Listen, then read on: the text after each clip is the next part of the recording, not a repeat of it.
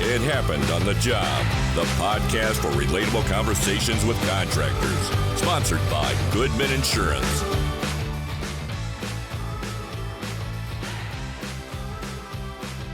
Welcome to It Happened on the Job. My name is Mike. That's Brian. We're episode 146 today. Cut me off. I cut you off. I went out of order a little bit. I apologize. Episode 146 today. Before we get started, I want to let you know that this episode is brought to you by the Buildsters. Check out thebuildsters.com to find out how to become an accredited Buildsters Pro member today. You'll instantly become a part of the network of the best suppliers, manufacturers, and contractors in the industry, where you'll have the ability to showcase your work to thousands of qualified buyers. Stop paying for leads that don't convert and become a Buildsters Pro member today. Great job, man. Our guest today, Steve Paxton, president at Astro Sheet Metal Co. Incorporated out in Dallas, Texas, or close to. How you doing, Steve? How's it going? Great. How are you guys doing today? We're Fantastic. doing great, man. Thanks Great. for joining Thanks us, for man. having me on. Appreciate it. Yeah, we have a small fraternity of guests that have come out from the Texas area so far. So it's been kind of neat. Excellent. Well, you know, Texans aren't shy, so we'll take all the pub we can get. Well, hey, Fantastic. What's that? What were you That's saying? fantastic. Perfect.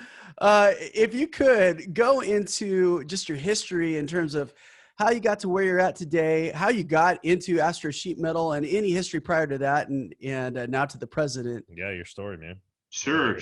So, well, the short version is I was born into it. So Astro is third generation family business, 53 years in business. Wow. I didn't start my career at Astro, actually. So my grandfather started the company, and then I had a dad and three uncles, four brothers that worked here, their careers also. A few of them decided to start a little side business, an offshoot business, which did water jet cutting. And they opened that when I was 16.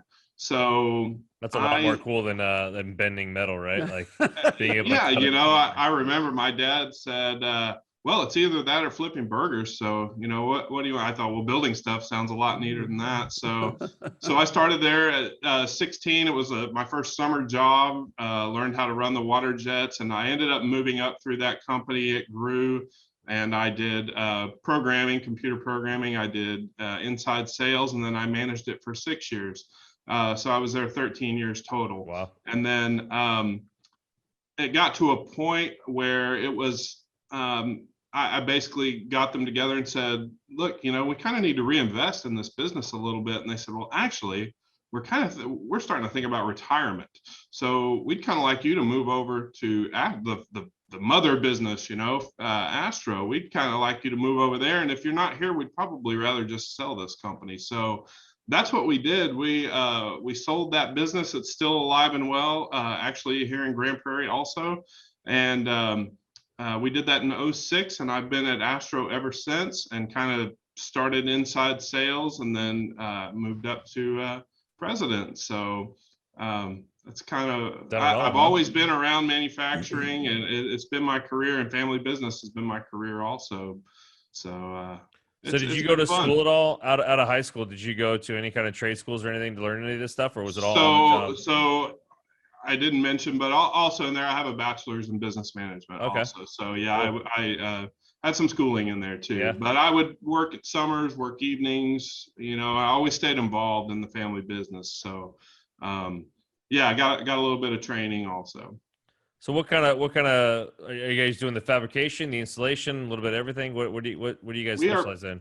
We primarily fabricate, but we do some installation, and we do architectural metals. So what I tell people is when you walk in a commercial building, all the shiny, pretty metal that you see, we make that.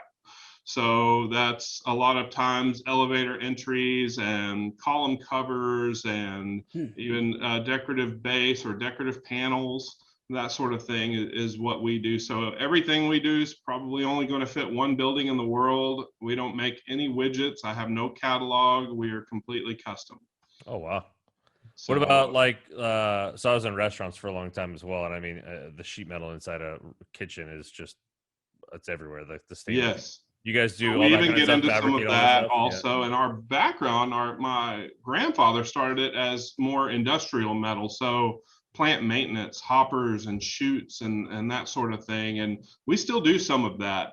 But the second generation took it more toward architectural. And we've kind of stayed there, and that's been, a lot of our focus.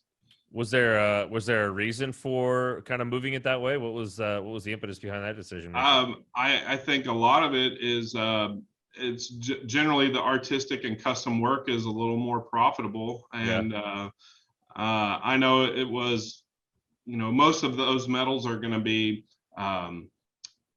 thin gauge, pre-finished, little easier on the handling too. Right. We're not slinging half-inch plate around. We're handling lighter metals and just forming them, making them look nice. So, and there was a demand for it in the Dallas area also. So it's worked out well. So from a family aspect, are there any brothers or sisters you had to compete with to win out for the job as president? Or cousins, I guess, if you had uncles, right? I know, right? Yeah. We have a lot of family at our business. So by now, the second generation is just about, have just about finished their run. Yeah. A few are retired, a few are almost retired. Out of 4, and then we have a total of 7 family members in the third generation here. So I have 2 sisters. One works here. One is an attorney and one had nothing to do with the family business, and does well with that. Actually, she's an attorney at a general contractor. So there you go. Sort of in the business, right, but a little different. But yeah, I have a sister that works here. I have cousins that work here. We have an in-law that works here. My cousin's husband works here also. So, but everybody has their own role, their own specialty. My sister is the finance side. She's a whiz with accounting and, looks at things that way. And one came from a construction management background, was a home builder with D.R. Horton, so brings that background. And so everybody has their niche, and we all pitch in together. We're having a good time. That's fun.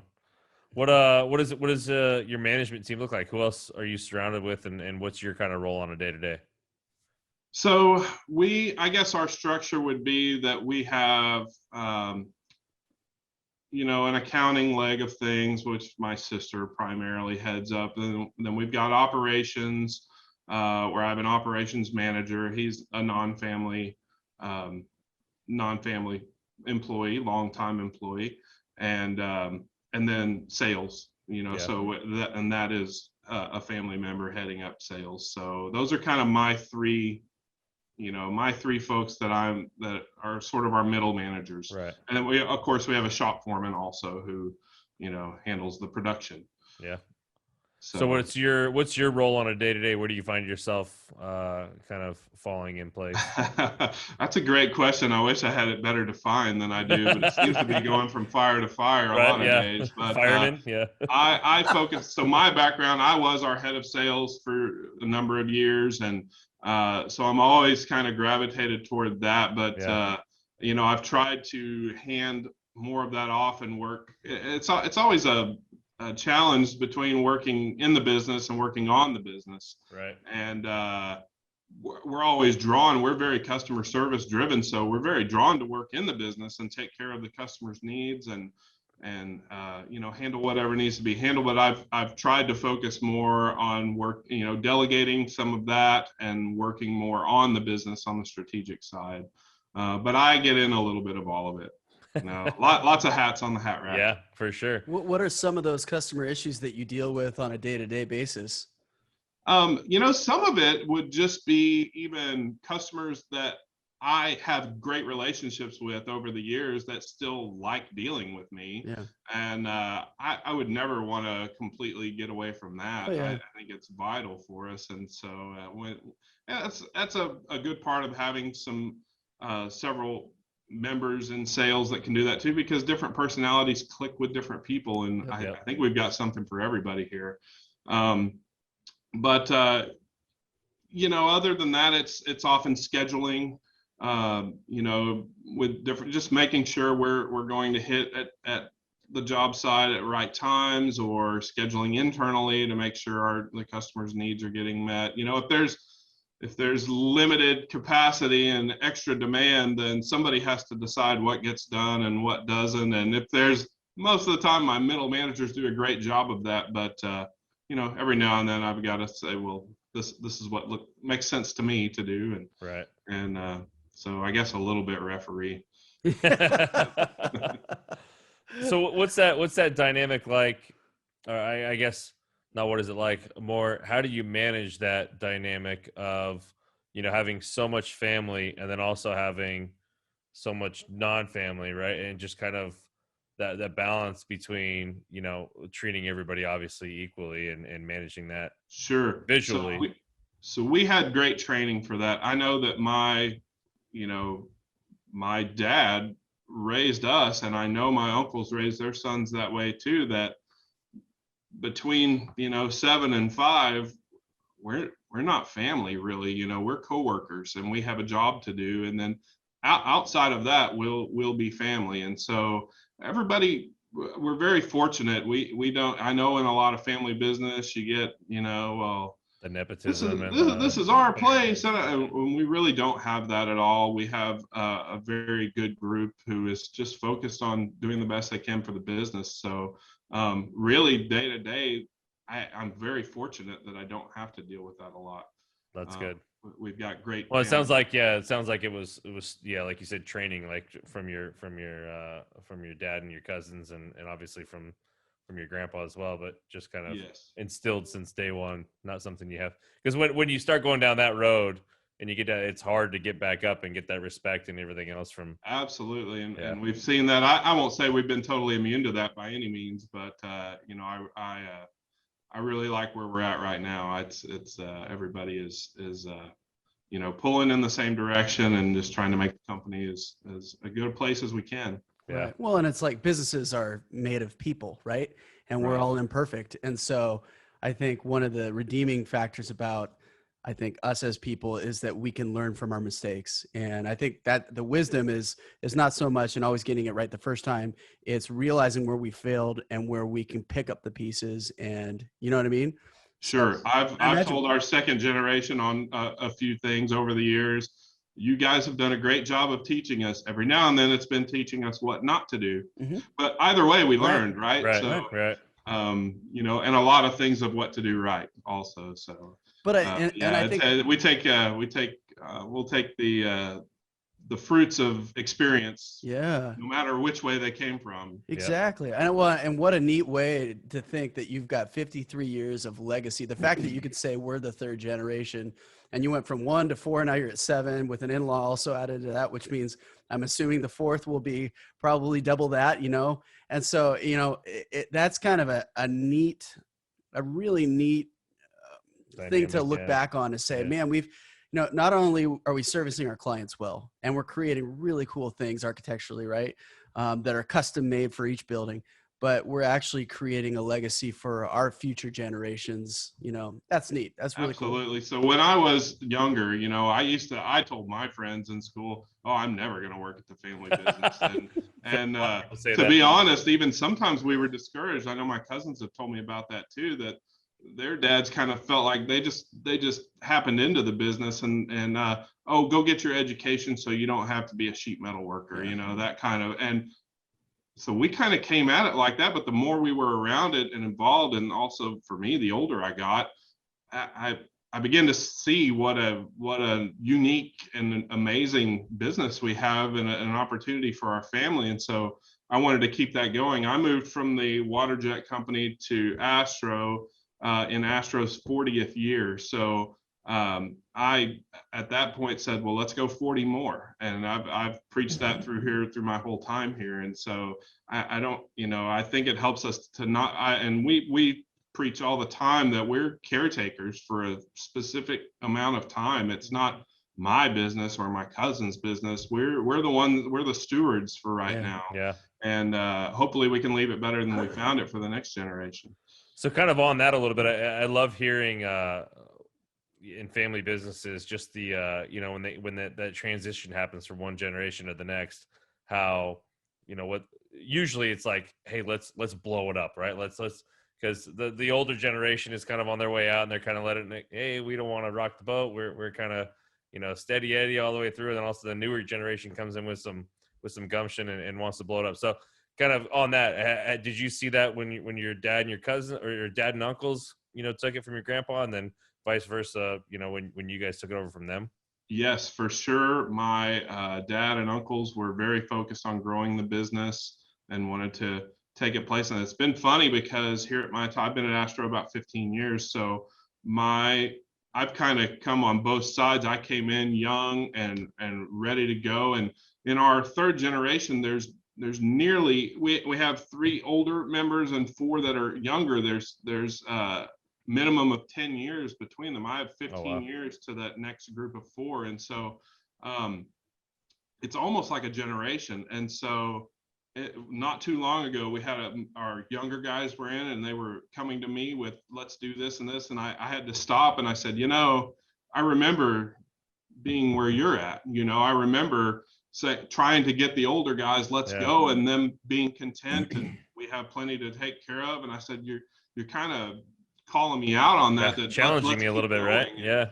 And it was a good, it was all very well-intentioned and no issues, but it was a good kind of a bat between the eyes to, let's go, let's make this thing go, because we moved into a new facility in December. So that was a big step, 53 years in one location. Wow. And for us to move into a bigger facility. And for me, I wanted to catch my breath a minute after this 2-year process of moving in, and they were kind of going, okay, we're here, let's go. Let's fill it up.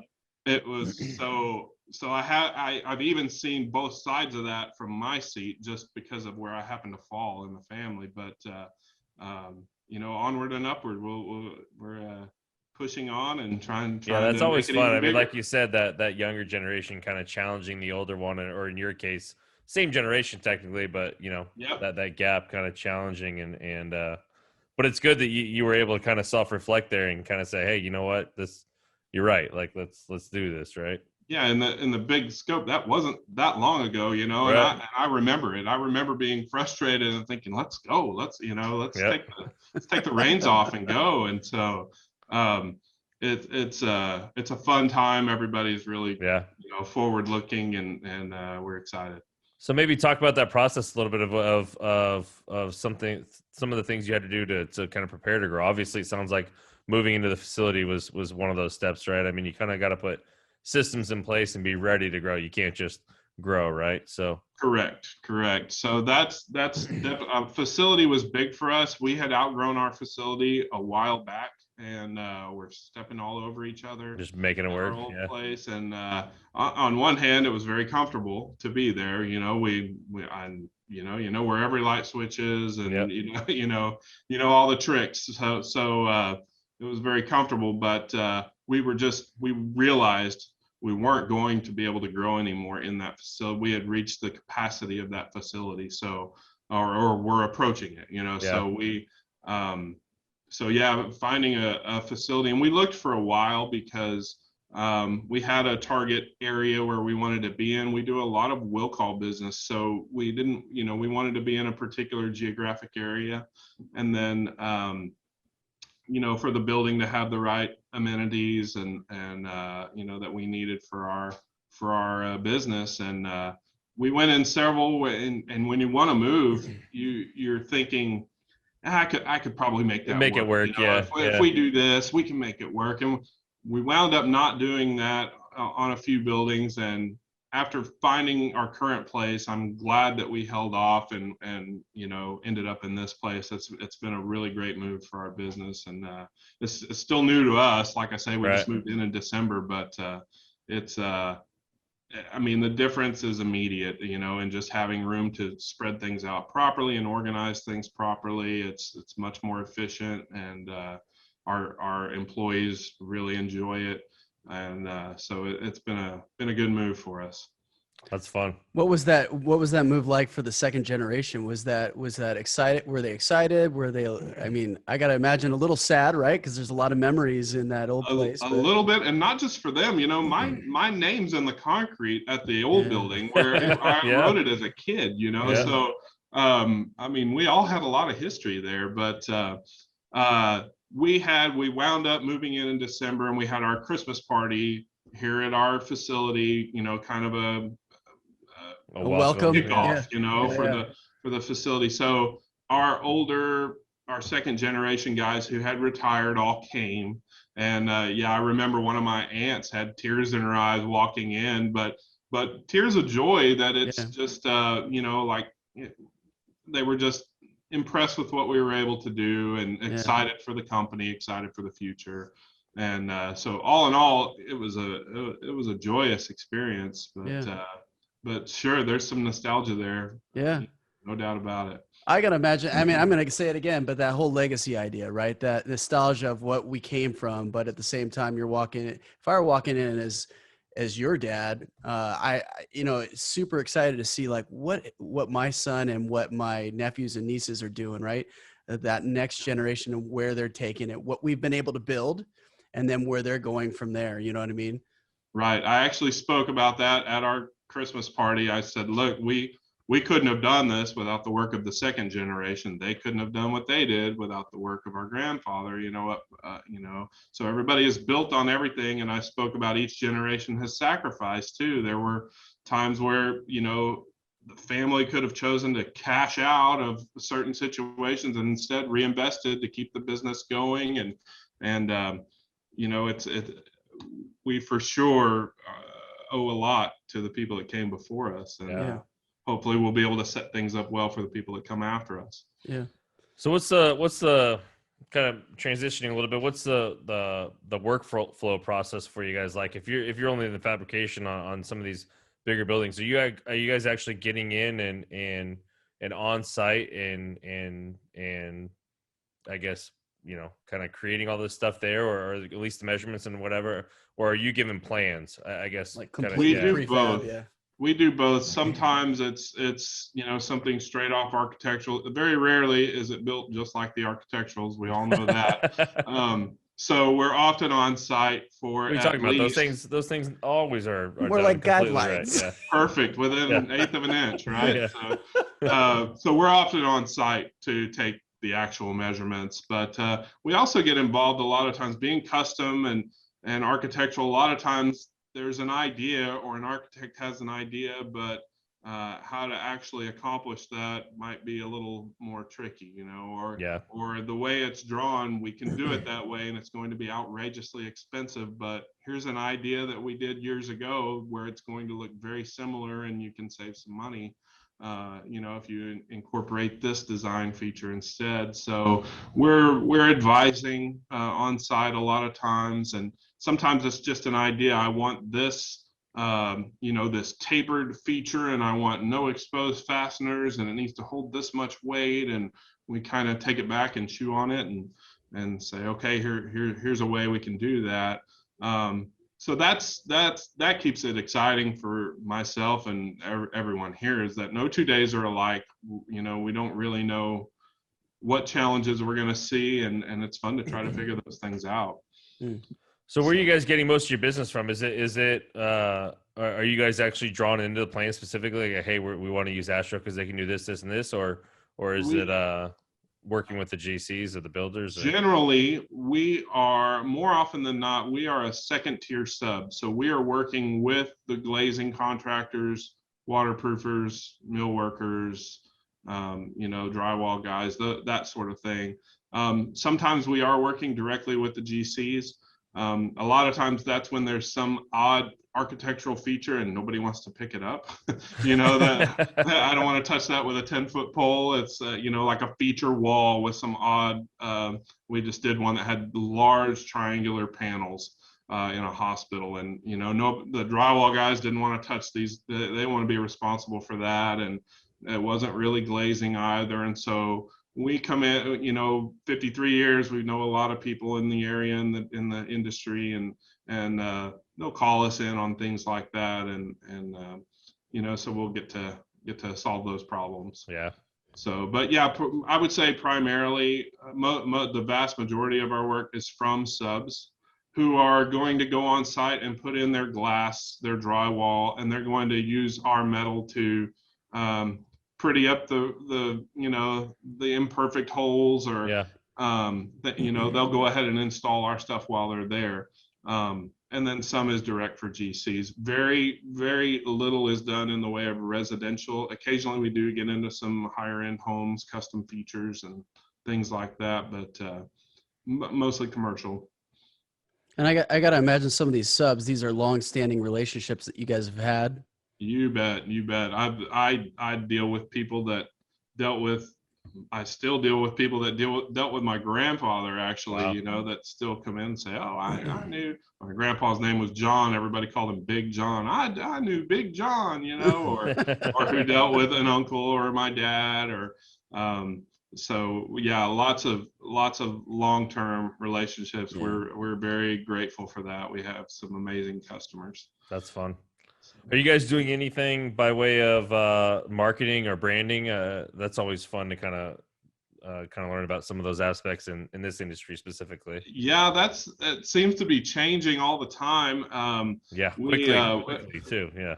Yeah, especially when you talk about the generation. So we, when I came in, we had a very rudimentary website, and it was, phone book, and have an ad in the yellow pages. And Yep. So I went to a talk way back then, and the speaker said, you go to take these marketing classes in school, and they teach you how to build a brochure and how to design an ad. But when's the last time you really read a brochure? And when's the last time you really looked at an ad? No, you go to Google and you go find this stuff out. This was years ago. So we worked on, we try to keep our website fresh and new and up to date.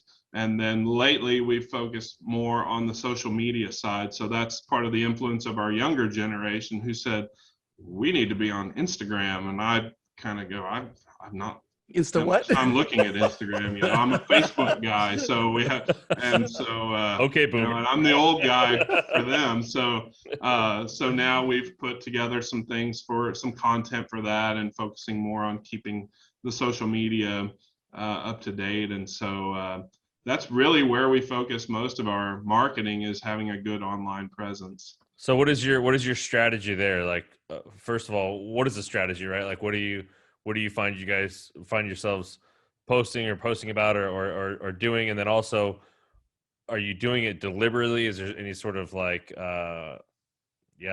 schedule, or, is it being done by one person, or just kind of how all that works? So until recently, it was a piecemeal process. It was as we got usually my sister or I, as we got time, would post. But you think it's 2 weeks, and it's been 2 months, So that wasn't working out. So we've recently outsourced that, and it's on a schedule. And then basically everyone that's here has the ability to feed content to someone who is scheduling and creating posts, and putting video to it and music to it and things that it's not my forte. I was gonna say, now go back 15 years and think, did you ever think you would have to hire somebody to put together pictures and videos of no way at all did that ever enter my mind, So this is going to be the fun question, and I don't want to lead you down either road, but what is the mindset for the reason for having an Instagram page for you guys? Well, for me, it's that when you tell someone I do custom metal fab, they kind of go, well, that's neat. And I think the next question in their own head is, what is that? What the hell is that? Yeah. So for us, I've always thought that marketing our business has to be very visual. It had a lot of examples and pictures, and you would be surprised how many times people say, I didn't know you could do that. We've used you for this forever, and I didn't know you could do that. And so for us, it's a part just showcasing what we can do, and part educating current customers on the various things that we get into here. So that's kind of the overarching strategy for me. And that's fantastic. And I love hearing that, because that, to me, that you've you've kind of turned a corner from a marketing perspective in my eyes, right? Because a lot of people, especially in construction, where marketing and branding maybe is kind of low on the priority list, right? And then when they do think about doing it, they think, if I'm spending money on this, I have to be getting money back, right? I have to be getting customers. I have to be getting phone calls. For Otherwise, this particular it's advertisement. not. Yeah. If I'm putting out $1 for marketing or branding, there has to be a certain percentage of that dollar coming back. Otherwise, it's not worth it to me. But there's so much more to, like you said, just showcasing your work and being able to kind of get your foot in the door before anybody even knows who you are, right? Like, somebody's going to see that, and they may not pick up the phone and say, man, I need this done because I saw this, right? But when they do see you on a job somewhere, they go, oh man, I saw that guy's work. Like, he's good at what he does, and they know what they're doing. It's right. That's absolutely right. It's hard to quantify. I can think of an instance or two where somebody said, I got your email that was a project spotlight, and I can remember this and you're the right. I know I had somebody else picked out for this job, but after seeing this, I know you guys are the right company for this project, and we got a nice project out of that. Yeah. So that happens, but more often than not, I think it's a word of mouth, and even the next chain down, the person who happened to receive that hears someone else talk about needing something and says, oh, call these guys or look at this. And there's no real way to quantify that. So I think, not at all. Yeah. You just have to the be more willing we're to... out there and present, yeah, the better off we'll be. And that is a shift in our mindset. About it, but that's just that's the way the world works these days. I know. It's so fun though too. And I even say too, and it might be different for you guys since you've been around for so long, but I think one of the difficulties of working in custom work is that you really never know what you're going to get as the consumer until you receive it, right? Or at least you get an idea when it's installed.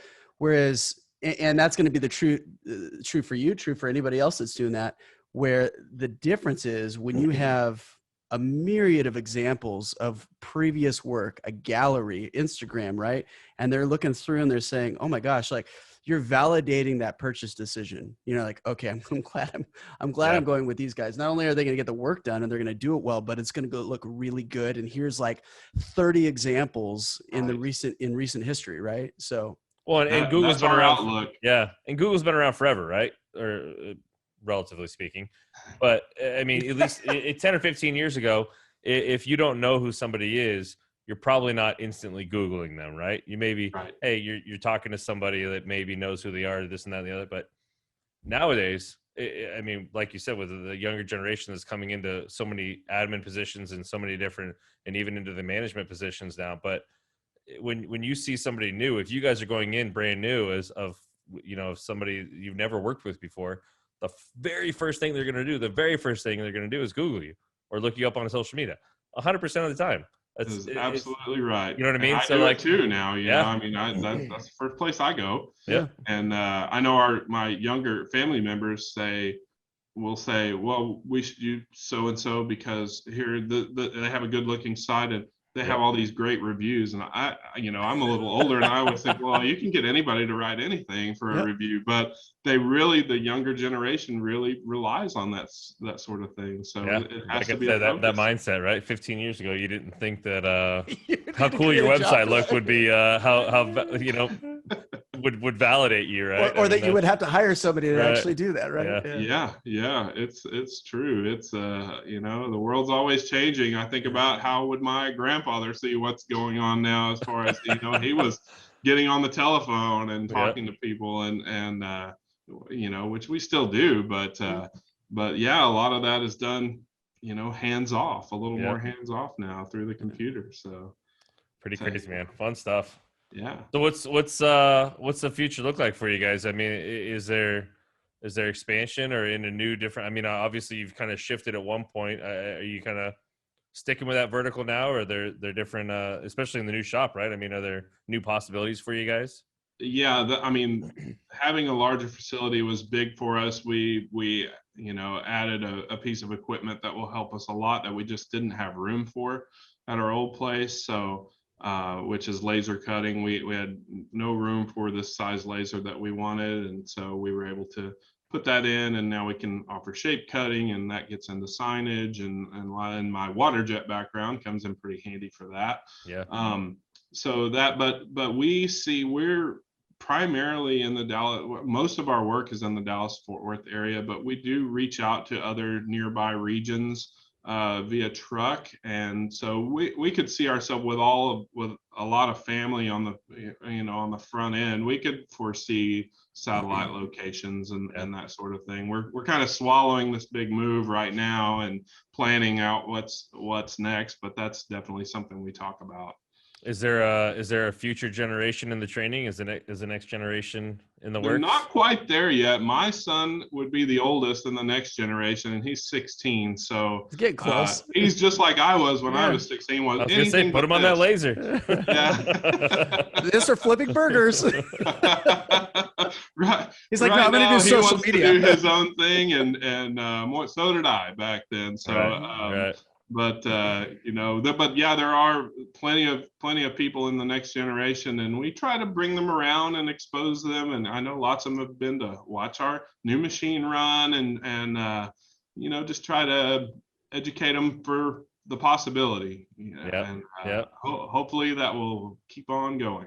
Well, it's funny how those things work. I mean, I feel like of the 146 episodes, a lot of them have been like generational or family businesses. That's which is good and it's great. But a lot more than of those that are family businesses, I'd say a majority of them, they start out saying, "Oh, I never wanted to do this," or "Oh, I never wanted to be in the family business." "Oh, I never," but here they are, right? Yeah. I mean, so life kind of has a way of, and you kind of find your way back. Well, I just think as you get older and it keeps going, it starts to mean more to you. That's exactly what I was going to say. Something our family has that others don't, and it's special. And so, we at 12, 15, 16 years old, you might not appreciate that, but you get a little bit older and you start thinking, especially as that generation ahead of you, right, starts kind of phasing out, and then you start thinking, well, man, is this going to die? Am I the reason this is going to die? Right. So there's just kind of a little bit of that too, I'm sure. Right. Yeah. So for sure. That's fun. That's very awesome. cool, man. Well, we appreciate the time. It's been awesome. I think you guys are doing some awesome stuff. Yeah. And first thing I'm going to do is Google you as soon as I'm done here and jump on the Instagram and start checking stuff out. But before I do, let everybody else know how to get a hold of you guys, or how to find you and where they can reach you. Sure. So the best way is probably our website, which is just astrosheetmetal.com, and go there. And we're also Facebook, LinkedIn, Instagram. So you can find us on all of those platforms, and check us out. And if we can be of any help, just let us know. Awesome, Steve. Well, thanks so much, Steve. It's been great. Thank you for having me, guys. It's been a lot of fun. Yeah, a lot of fun. Yeah, thanks for jumping on. Well, stay safe, and like I said, we look forward to seeing what the future looks like for you. All right, you guys take care. Thank you. Have a good one, Steve. You too. All right, you too. All right, bye-bye. Hey, thanks for listening. And if you've made it this far, go ahead and give us a like or 5 stars or whatever means you like us. Make sure to subscribe so you don't miss our next episode, and check out our website for more video content and extras. While you're there, shoot us a message if you want to be a guest. We'd love to have you on. Thanks again, and we'll see you next time.